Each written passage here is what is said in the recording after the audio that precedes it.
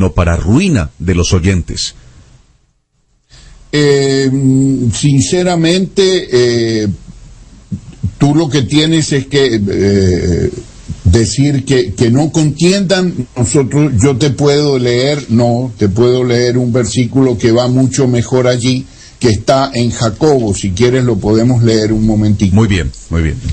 Sí, que la idea que yo entiendo de ahí es que podamos discernir, debatir, hablar, tratar estas cosas, pero que siempre tengamos cuidado que finalmente el oyente sea edificado y no destruido, y que si alguien nuevecito en la fe nos está escuchando, dicen, mire, pero estos cristianos se dan con un palo en la cabeza, ¿para qué me voy a hacer cristiano? Sino que entienda que por el contrario, lo que tratamos es de mantener la casita bien arreglada, ¿no? Que no tengamos cosas de las cuales avergonzarnos. Entonces, que tratamos nuestros asuntos con la mayor pulcritud y decencia con que nos sea posible.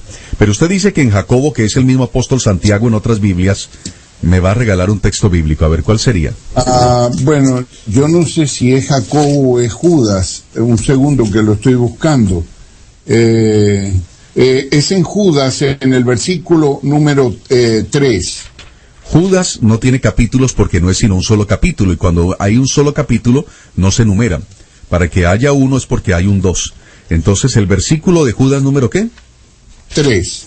Judas versículo 3 dice, amados, poniendo toda diligencia en escribiros acerca de nuestra común salvación, tuve necesidad de escribiros exhortándoos que contendáis ardientemente por la fe una vez dada a los santos. Bueno. Sí. Sí, ve como Carolina se está burlando de bien. No, lo que pasa es que es verdad, nosotros tenemos que, no podemos contender sobre palabra, pero sí debemos contender para defensa de la doctrina, porque si la doctrina no la defendemos nosotros, ¿quién la defiende? Bueno, entonces la doctrina no la defendemos nosotros, ¿quién la defiende, Donizetti? Es verdad.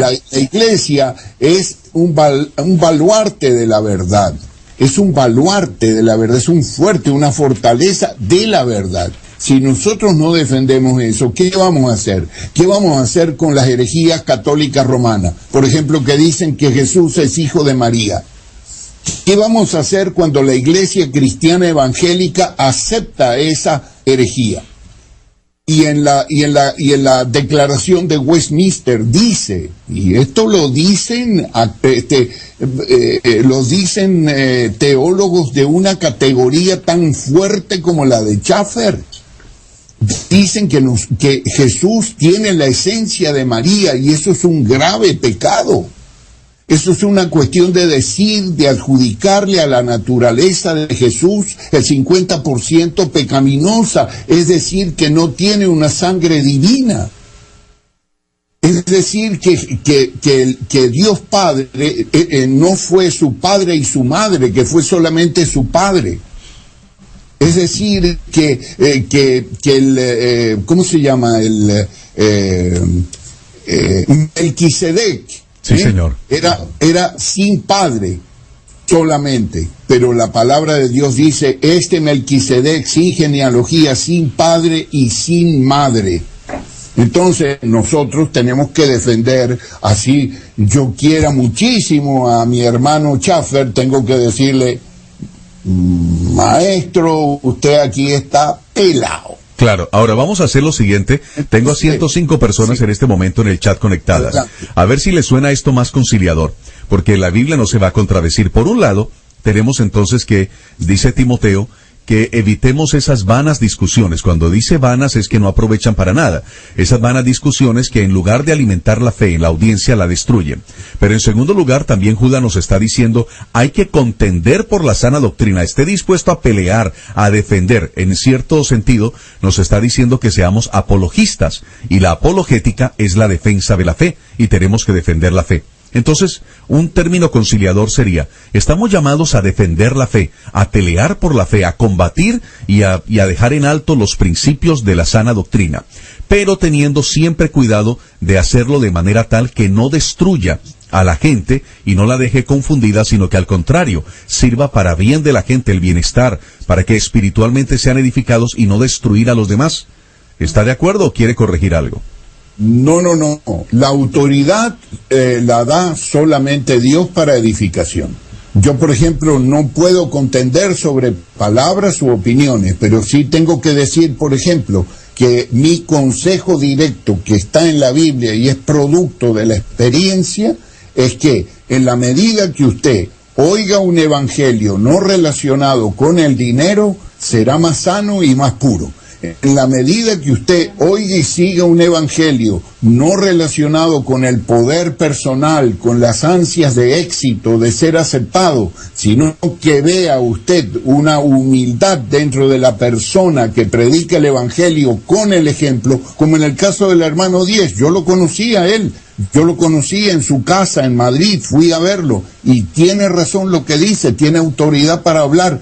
El hermano vive en unas condiciones de verdad bien humildes, déjame decirte, y era en su tiempo millonario, pero vive en unas condiciones bien humildes.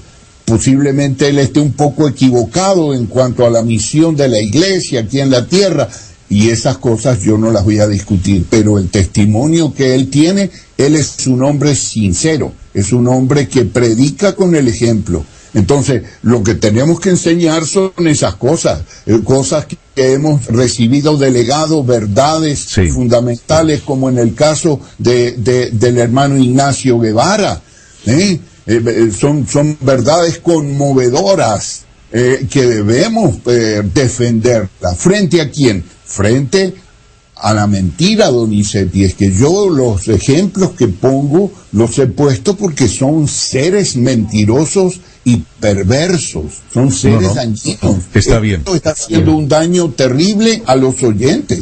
Mire, Carlos, nos fuimos hasta las 9:07, pero entendimos esto. Carlos, cuando habla de Miguel, se refiere al señor Miguel Díez, quien es el fundador de Remar, es una fundación que está por el mundo entero, y se llama Remar porque es rehabilitación de marginados. Un hombre que, como decía Carlos, era prácticamente millonario, podía darse la gran vida, pero ha dado todo para la obra del Señor, trabajando por gente que no tiene que comer, donde dormir, drogadictos, homosexuales, gente que está tirada en la calle, y ellos están trabajando en el mundo entero por eso. Y entonces don Miguel Díaz es un hombre que es incapaz de apropiarse de un centavo de la obra de Dios para beneficio o lucro propio. Casos también como el de Ignacio Guevara, que ya falleció, un hombre que entrevisté una vez en la radio junto con Carlos, éramos los tres en la radio en una entrevista, ya hace unos meses atrás don Ignacio Guevara falleció muy ancianito, pero fue un hombre que fundó casi 1000 iglesias por el mundo entero, un ex policía que se dedicó a fundar iglesias y nunca quiso que lo llamaran apóstol, y siempre